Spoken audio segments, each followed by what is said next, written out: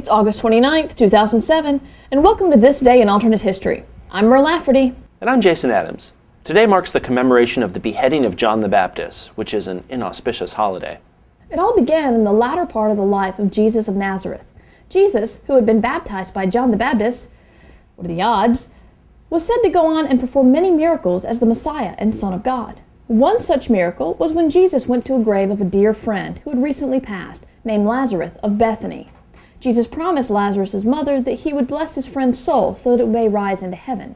He had the stone to Lazarus' tomb rolled aside so he could pray directly to the body. However, upon commanding the man's soul to rise, Lazarus himself rose from the grave and shuffled out of the tomb. Jesus was heard to exclaim, "Oh my God, Dad?"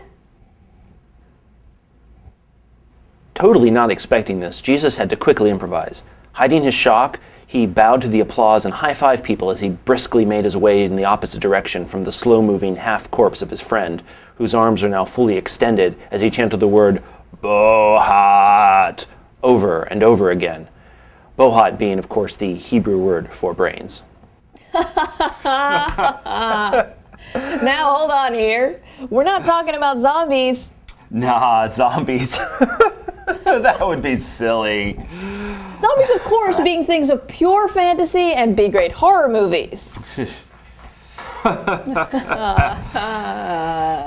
But viruses aren't. Not at all.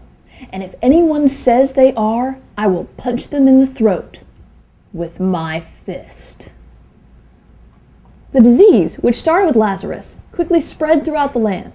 King Herod's wife, Herodias, was one of the first to contract it. When Herod asked her what she wanted for her birthday, he thought it rather odd that she wanted John the Baptist's head on a platter. He asked her, "How about a pike or something?" "No? A platter? Are you sure?" Okay. He wasn't positive about her condition until she ravenously devoured the head at dinner that night. Herodias then chased Herod around the castle all night. Herod finally stopped her when he mashed her head into a fine paste with a fancy candelabra. This would become known as the first day of Zombiosis Brainius Consumus Plague, or as we know it today, Zombie New Year's. Anyway, to make a long story short, Jesus single-handedly stemmed the zombie tide with nothing more than a 2x4, a chainsaw, and a boomstick. Unfortunately, he was convicted of witchcraft and crucified.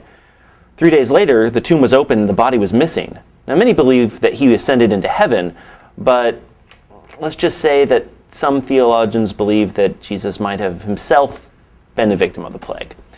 Regardless, most agree that it is from his infinite kindness and love that the inevitable zombie army has yet to swarm the earth.